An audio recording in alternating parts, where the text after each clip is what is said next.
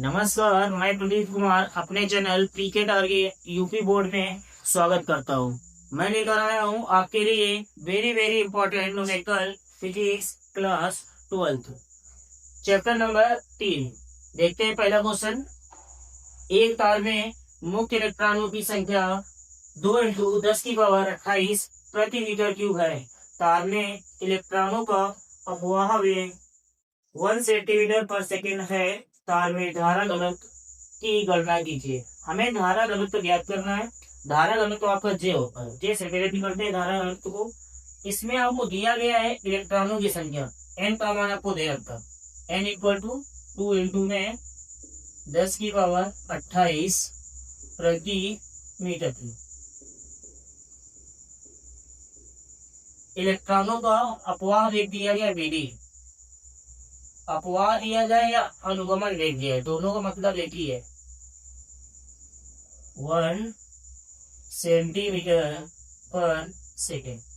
इसको मीटर में बनाना पड़ेगा।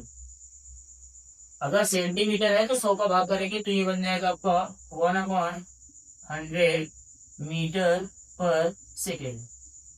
इसको लिख लेंगे 0.00, ये हो गया 0.01। 2 जीरो है, 2 अंक का डेसिमल लगता है, एक एक दो अंक होगा। ये आपका मीटर पर सेकेंड है। इसके बाद हमें धारा घनत्व जे निकालना है। जे बराबर फार्मूला होता है NeVd, जहाँ पे E इलेक्ट्रॉन का रेशा है। ये भी हम जानते हैं, E बराबर होता है आपका 1.6 इंटू में 10⁻⁻19 कूलम। यहाँ से जे बराबर एन के स्थान पे मान रखिए 2 इंटू में 10⁻28 इंटू में ई के स्थान पे ई का मान रख दें 1.6 इंटू में 10⁻⁻19 इंटू में वीडी के स्थान पे वीडी का मान रख दें 0.01। यहाँ से जे इक्वल टू मल्टीप्लाई करा दें 16 गुणा 2 से कराएंगे 32, 3.2 इंटू में ये 28 है, ये आपको 19 है। 28 में 19 कम करेंगे तो बच जाएगा 10 की पावर आपका 9 प्लस रो। ये इंटू में आपको जो दिया गया इसको भी लिखना है 0.01। जे इक्वल टू 32 को बाहर रेंज में कराएंगे तो 32 रहेगा। डेसिमल आपका 1 2 और 3 अंक बार लगेगा। 1 2 1 0 लगाए, डेसिमल लगा 3 अंक बार डेसिमल लगेगा। एक यहाँ से और 2 यहाँ, 1 2 3 इंटू में 10 की पावर 9। इसको इस प्रकार से लिख देंगे जे इक्वल टू एक 1 डिजिट के बाद डेसिमल होना चाहिए। 2 अंक इधर लेकर के आएंगे तो ये बन जाएगा 3.2 इंटू में 10 की पावर, यदि ये डेसिमल इधर आएगा 1 2 अंक, 2 अंक आएगा तो ये प्लस की पावर है 2 कम हो जाएगी तो ये आपको बचेगा 7। इतना आपका धारा घनत्व निकल के आया। अगला क्वेश्चन देखते हैं।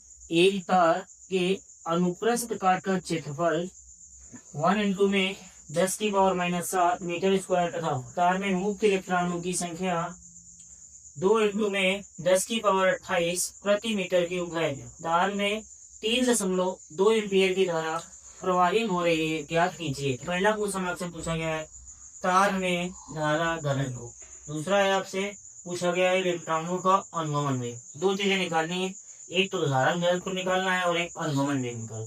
हमको दिया गया है, जो चीज दी है उसको लिखेंगे। क्षेत्रफल आपको दिया गया है, ए बराबर आपको दे रखा हूं। ए बराबर आपके पास है 1 इंटू में 10⁻⁻7 मीटर क्यूब। ये क्षेत्रफल है। मुक्त इलेक्ट्रॉनों की संख्या आपको दी गई है n इक्वल टू मुक्त इलेक्ट्रॉनों की संख्या को n से रिप्रेजेंट करते हैं 2 इंटू में 10⁻28 प्रति मीटर क्यूब। तार में 3.2 एम्पीयर की धारा, आई का मान आपको दिया गया है, आई बराबर 3.2 एम्पीयर। पहला तार में धारा घनत्व, धारा घनत्व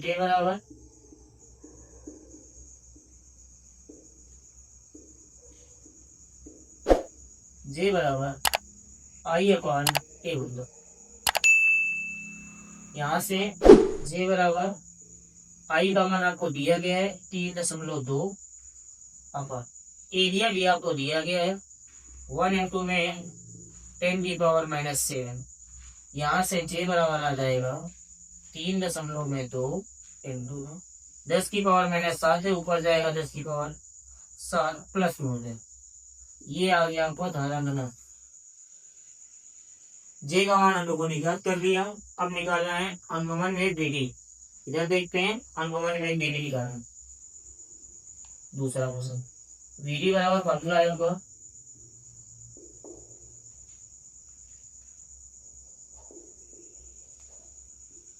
I अपॉन NEA। vd अनुगमन वेग बराबर होता है I अपॉन NEA। यहाँ से I का मान हमको पता है, N का मान हमको दिया गया है, A का मान हमारे पास है E इलेक्ट्रॉन बराबर होता है E बराबर 1.6 इंटू में 10⁻⁻19 कूलम। यहाँ से VD बराबर I का मान दिया गया 3.2 एम्पीयर, रख देंगे 3.2 अपॉन N के स्थान पे N का मान रखेंगे। N दिया गया 2 इंटू में 10⁻28 रख दो 2 इंटू में 10⁻28 इंटू में E का मान हमको पता है 1.6 इंटू में 10⁻28 सॉरी -19 इंटू में A का मान एरिया आपको दिया गया है 1 इंटू में 10⁻⁻7 1 इंटू में 10⁻⁻7 रख दिया गया। यहाँ से VD बराबर पॉइंट यहाँ पे एक अंक में, यहाँ भी पॉइंट एक अंक में, पॉइंट से पॉइंट कैंसिल आउट हो जाएगा, पॉइंट से पॉइंट हट जाएगा। 16 × 16 मतलब 16 कम 16 और 16 दूनी 32 दो बार में करते हो। इस 2 से 2 को कैंसिल आउट कर देंगे, यहाँ बचेगा 1। ऊपर आपको केवल और 1 बचा है, नीचे भी आपको केवल 1 बचा है, मतलब 1 अपॉन 1 या केवल कहें 1 इंटू 10⁻28 हर पे दिया गया है, प्लस का है, ये आपका माइनस का है, ये माइनस का। 19 और 7 दोनों माइनस की संख्या में ऐड करेंगे, 19 और 7 हो जाएगा आपका 26 माइनस का।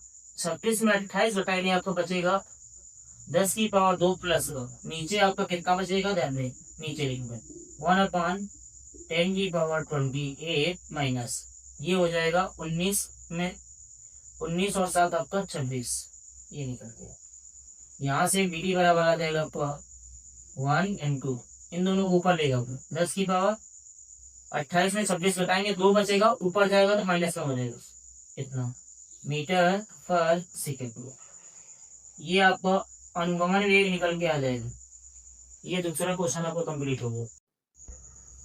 क्वेश्चन नंबर 3, किसी फिलामेंट का 100 डिग्री सेंटीग्रेड पर प्रतिरोध 100 ओम है तथा 400 डिग्री सेंटीग्रेड पर 200 ओम है।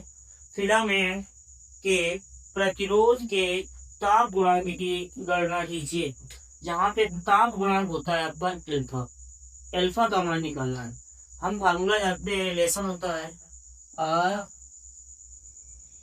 T बराबर R0 ब्रैकेट में 1 प्लस अल्फा टी।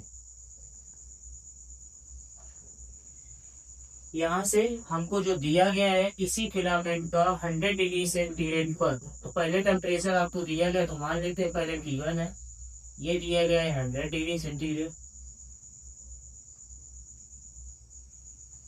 इसके बाद प्रतिरोध 100 ओम दिया गया, मतलब R1 का मान लेते हैं 100 ओम।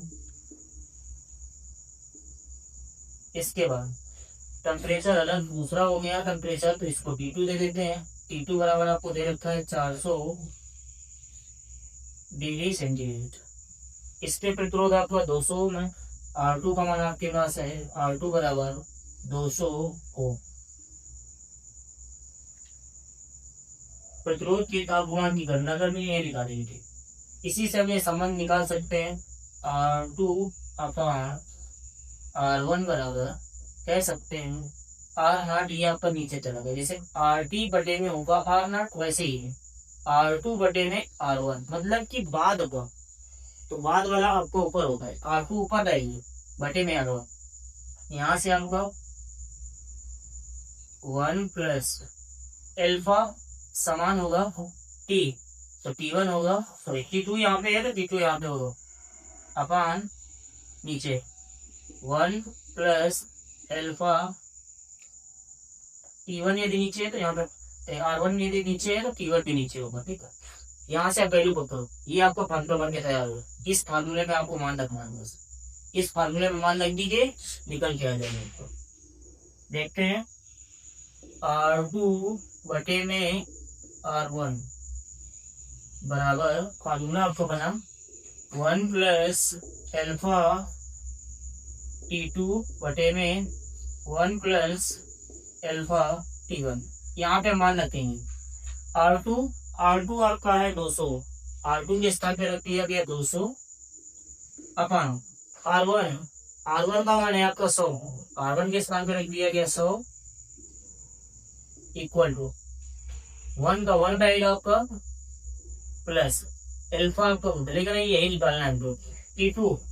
T2 का मान आपको दिया गया 400, M2 में 400 होल अपन 1 प्लस एल्फा M2 में T1 का मान आपको दे रखा है 100, रख देंगे 100, यहाँ से 1 0 कैंसिल आउट, ये वाला 0 इससे कैंसिल आउट, बचा आपका 2 बटे में 1, ये आपका 1 प्लस 400 एल्फा लिख दीजिए अपान, ये आपका 1 प्लस 100 एल्फा, क्रॉस मल्टीप्लिकेशन करा दीजिए, इसका इधर गुणा कराएंगे तो ये आपका हो जाएगा 1 प्लस 400 एल्फा बराबर, इसका इसके साथ गुणा कराएंगे तो 2 का गुणा 1 से होगा 2 प्लस 2 का गुणा 100 से करेंगे तो 200 एल्फा को एक तरफ करें और डिजिट को एक तरफ करते हैं, एल्फा वाले को इधर लेके आए 400 alpha minus 200 alpha equal to, यहाँ पे ये 2 है 2 रहेगा, ये 1 आपका इधर प्लस में उधर ले जाएंगे तो माइनस में हो जाएगा, माइनस होगा 400 में 200 माइनस करेंगे तो आपका आ जाएगा 200 एल्फा बराबर 2 में 1 माइनस करेंगे 1, तो यहाँ से निकला एल्फा बराबर 1/200, ये आपका निकल गया। यही हमको निकालना था, प्रतिरोध के ताप गुणांक, तो ये आपका प्रतिरोध का ताप गुणांक अल्फा का मान है 1/200, ये आपका कंप्लीट हुआ क्वेश्चन। अगला क्वेश्चन है 10 ओम प्रतिरोध के तार को 5 बराबर भागों में बांटा गया है, उन्हें समांतर क्रम में जोड़ा जाता है, संयोजन का प्रतिरोध ज्ञात कीजिए। जोड़ने के बाद आपसे कह रहा है प्रतिरोध क्या हो, मतलब कि तुल्य प्रतिरोध आपको निकालना है। आपको बताया गया है 10 ओम प्रतिरोध की तार को 5 बराबर भागों में बांट, प्रतिरोध आपको दिया गया है, प्रतिरोध आता है 10 ओम।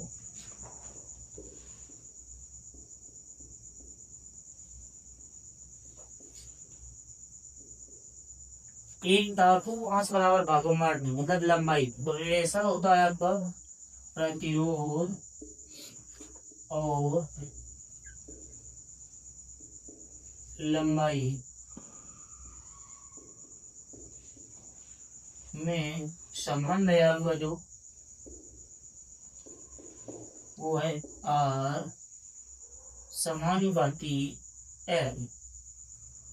तो आपने 5 बराबर भागों में बांटा है तो सभी में बराबर बराबर आपका प्रतिरोध बढ़ जाएगा। 10 ओम प्रतिरोध था टोटल, अगर इसको 5 बराबर भागों में बांटेंगे तो सभी में बराबर बराबर बढ़ेगा, क्योंकि समानुपाती R समानुपाती होता है L, इसलिए सभी जो आपको 10 ओम प्रतिरोध था 5 बराबर भागों में बराबर बराबर बढ़े।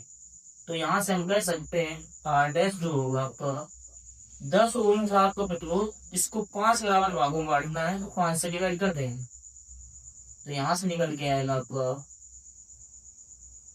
2 ओम। मतलब कि यदि 5 बराबर भागों में बांटेंगे तो सभी में 2 ओम 2 ओम 2 ओम करके सभी में आपका प्रतिरोध बढ़ जाएगा। अब हमको निकालना था संयोजन का प्रतिरोध ज्ञात कीजिए। लेकिन इसको हम जोड़ किसके रख रहे हैं? अगर समांतर क्रम में जोड़ रहे हैं तो किसके लिए फार्मूला है? समांतर क्रम में जोड़ने का, समांतर क्रम में जोड़ने पर यदि इसे समांतर क्रम में जोड़ा जाएगा तो फार्मूला होता है 1/r इक्विवेलेंट का है या तुल्य का है, r तुल्य बराबर होगा 1/5 बराबर भाग है। ये एक भाग है, ऐसे 5 बराबर भाग है, हो जाएगा।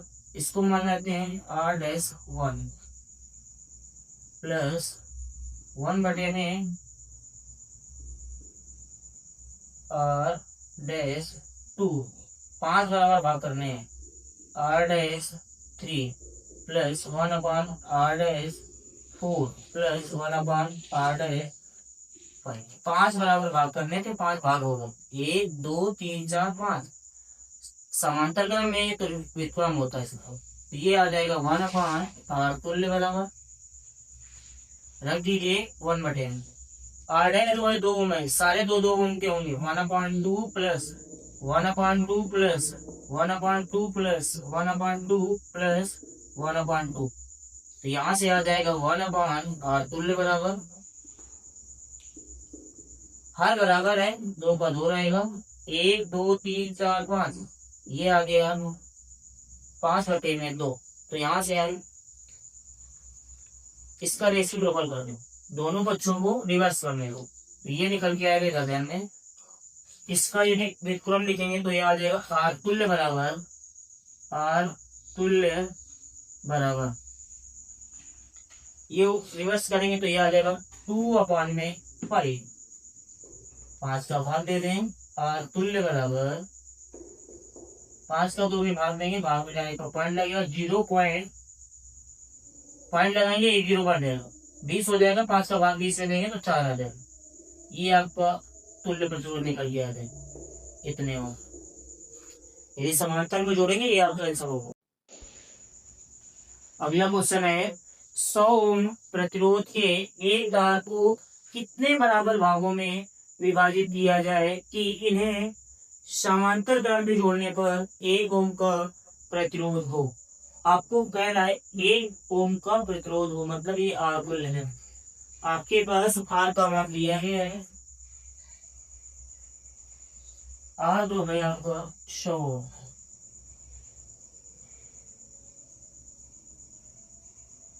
हमें एन का वैल्यू निकालना है, N equal to question mark, कितने बराबर भागों में, एन का मतलब आपको पता करना है, और हमें आर इक्विवेलेंट दिया गया, आर तुल्य आपके पास दे रखा है 1 ओम, ठीक है।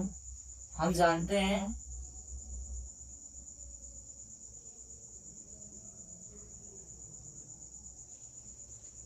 प्रतिरोध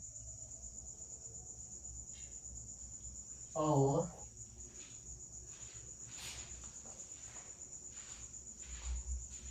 लंबाई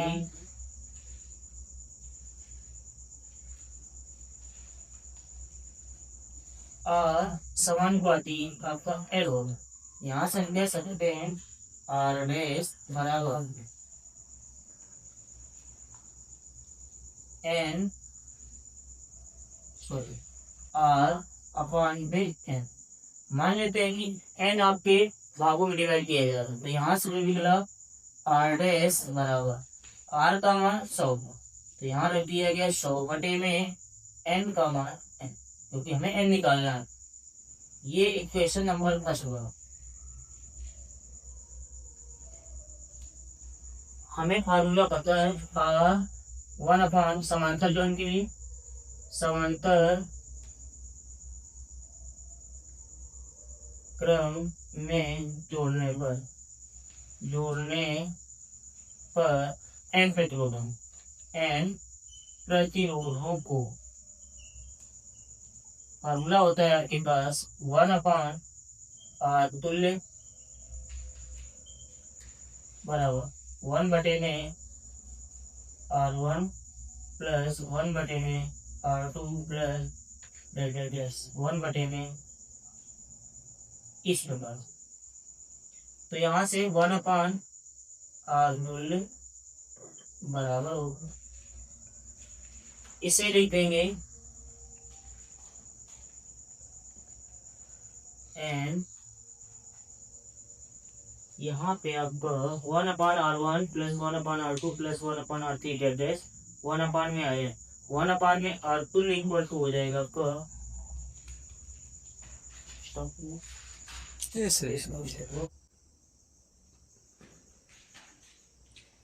1/r में r तुल्य बराबर हो जाएगा 1/में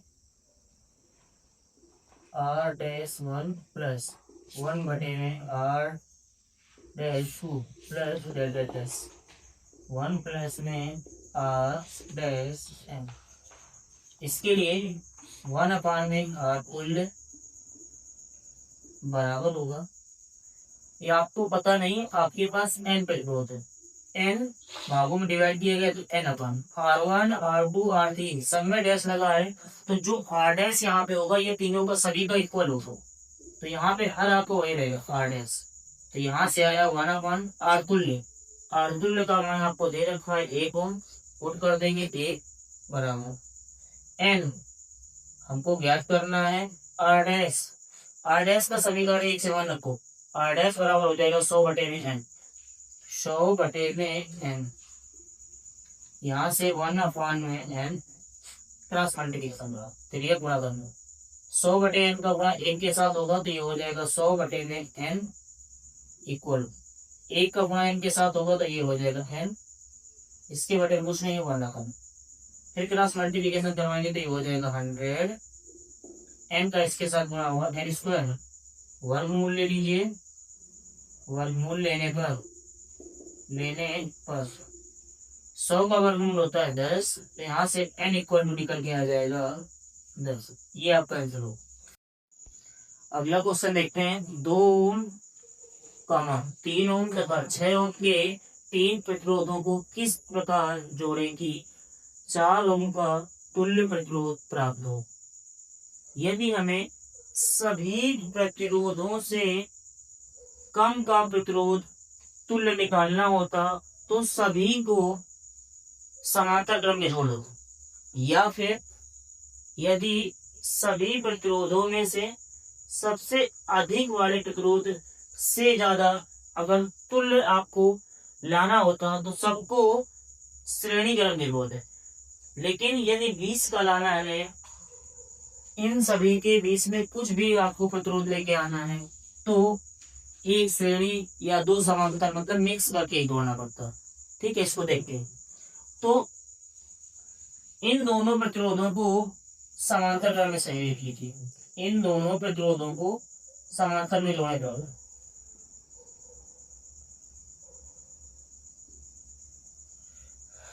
फार्मूला होगा 1/r इक्विवेलेंट बराबर 1/r1 प्लस 1/r2, तो यहाँ से आ जाएगा 1/r इक्विवेलेंट बराबर 1/r1, r1 आपका 3 प्लस 1/r2 आपका 6, तो यहाँ से आया 1/r equivalent equal to, LCM लिया इन दोनों का 6, 3 का भाग देंगे 6 में 2 बार जाएगा, 2 को ऊपर गुणा करेंगे तो 2 प्लस 6 का 6 में भाग देंगे 1 बार, 1 का 1 में गुणा किया 1, तो यहाँ से आया 1/r इक्विवेलेंट बराबर 2 और 1 हो जाएगा 3 बटे में 6, इससे इसको कैंसिल आउट करेंगे तो 1/2, रेसिप्रोकल कर देंगे, रिवर्स करेंगे तो 1/r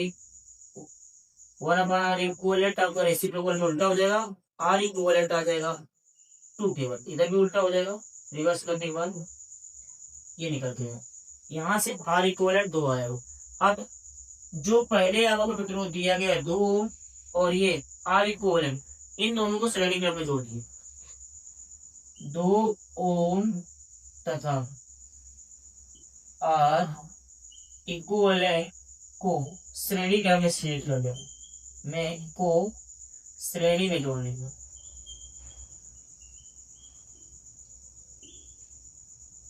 तो यहाँ से आपका आ जाएगा r तुल्य बराबर या r इक्विवेलेंट पर आर डैश इक्विवेलेंट बराबर हो जाएगा आपका 2 प्लस आर इक्विवेलेंट। श्रेणी में आपका डायरेक्ट योग था 2 प्लस आर इक्विवेलेंट हमने निकाला है कितना 2 रख देंगे तो यहाँ से निकल के आया ऐसा, यही हमको लाना।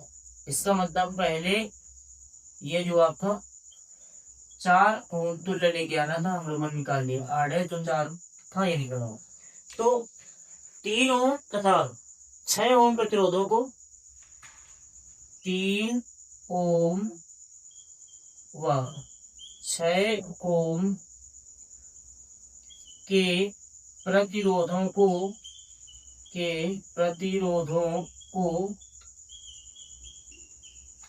पहले समांतर क्रम में जोड़ेंगे, समांतर क्रम में जोड़ेंगे। फिर उनका तुल्य व 2 ओम प्रतिरोध को श्रेणी क्रम में जोड़ेंगे।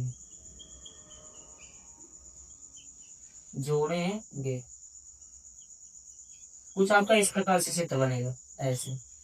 ये आपका श्रेणी में हो गया पहला, आगे वाले दो आपके समांतर क्रम ऐसे, और ये आपका ऐसे। इस प्रकार से आपका डायग्राम यहाँ पे आप लगा देंगे 3 और ये आपका 6 और ये वाला आपका 2। कुछ आपका इस प्रकार से चित्र बन जाएगा। ये कंप्लीट हो।